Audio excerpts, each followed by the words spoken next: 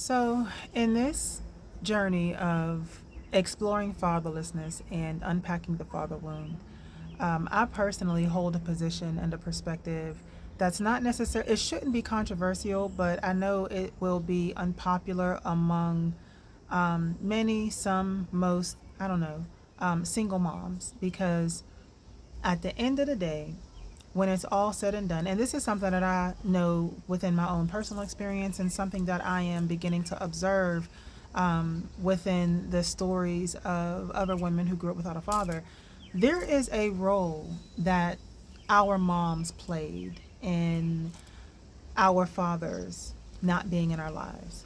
Now,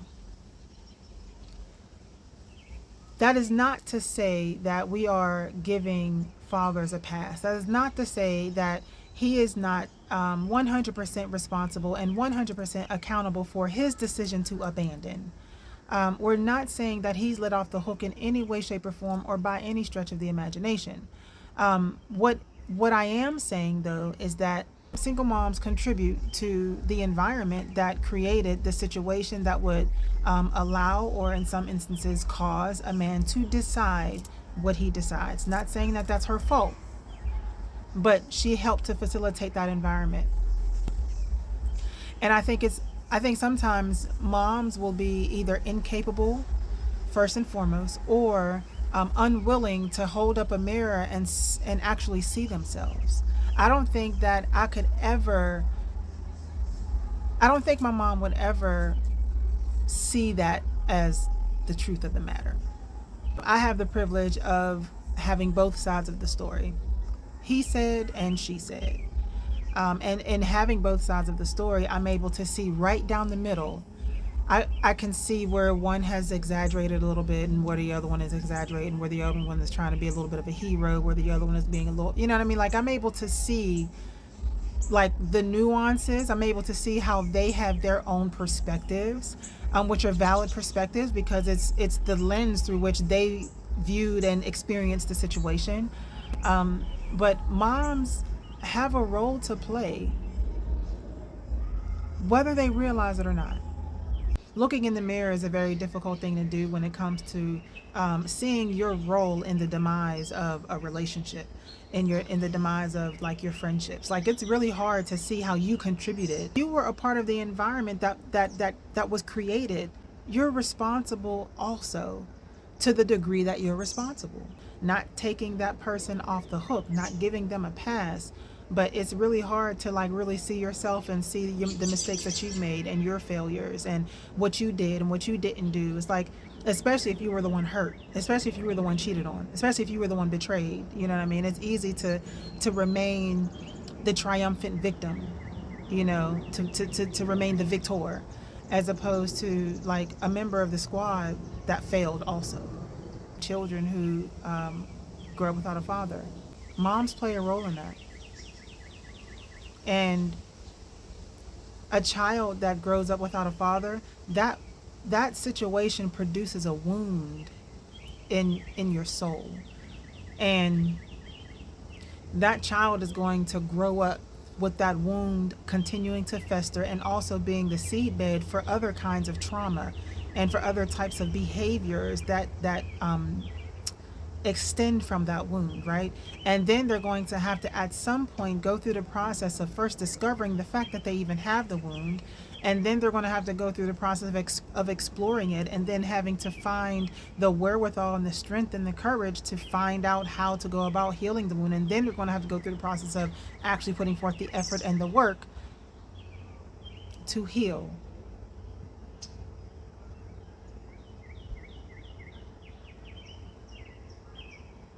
So as a mom, like, how can you help that child?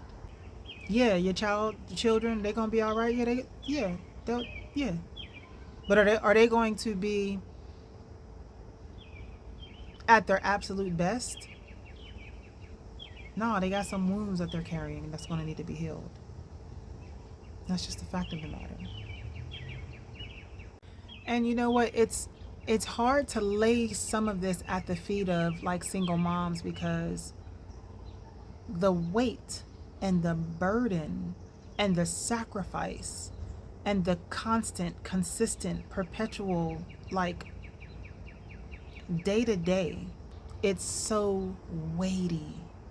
And it's not just a weight, it's burdensome. And moms be out here doing it. Like, just all the things, everything.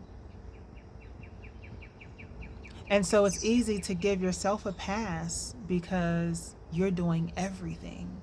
Like 100% of a two-parent job falling on just you.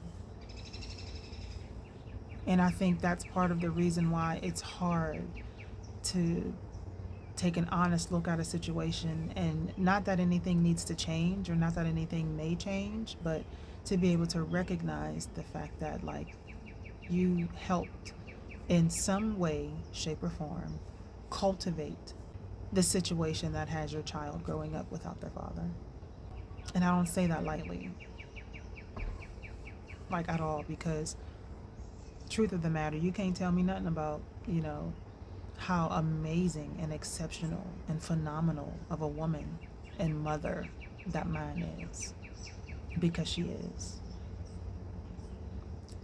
Despite all of her weaknesses, despite her failures, despite her mistakes, and her challenges, I see her triumphs, I see her victories, I see how she was resilient, I see how, like, her strength and how strong she is, and man, like, and it's like, in the same breath as I take a look at the reality of my life and her life, we know that there is a such thing as mistakes and failures.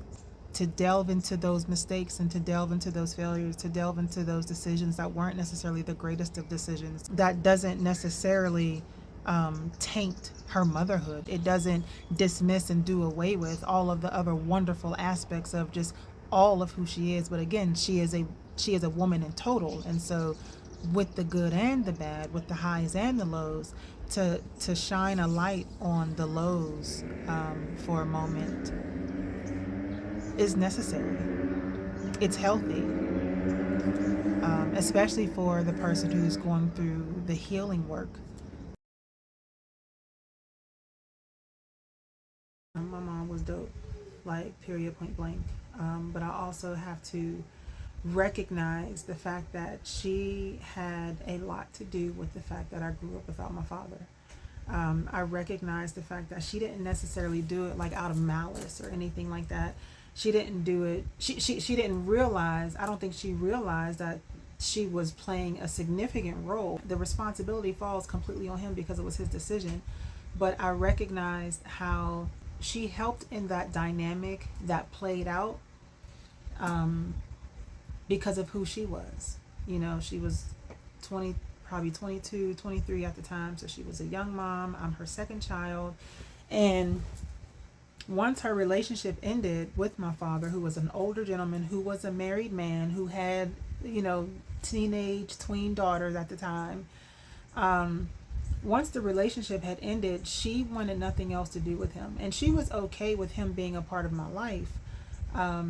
But she made no effort. I don't think she valued or saw the necessity or the importance of making sure that I had my father in my life. It did not mean anything to her. It did not matter to her. It was almost as if you are, you are. If you're not, then you're not. I'm going to be fine. I'm going to take care of my kids. We're going to be, you know what I mean? Like, she had that mentality of she's going to survive, and she's going to survive with her kids, mama bear, you know what I mean? And I don't need you. I don't need your money. I'm good, and we going to be good. My father was a good man.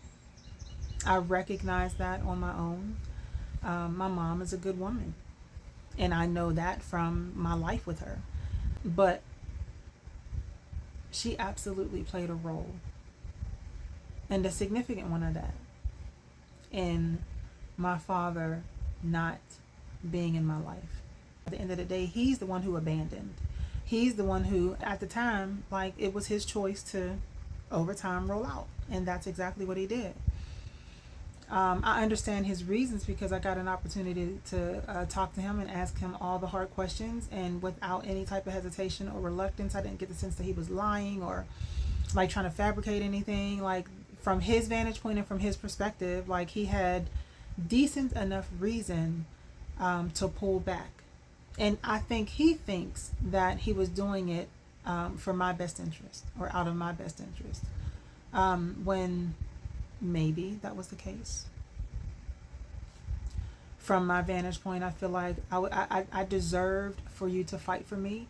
I deserved for him to endure the discomfort and the inconvenience of having to now co-parent with this young chick that you then had an affair with and got knocked up and was in a relationship with. And you know what I'm saying? Like, your life doesn't deserve to be made easy because you've put yourself in a situation that's problematic.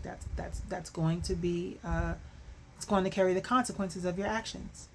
And I deserved him to be, because again, in my situation, at least, he was a good guy. He was a good man. He was a sweet man. He was like a gentle giant. I got the privilege to get to know him for some time.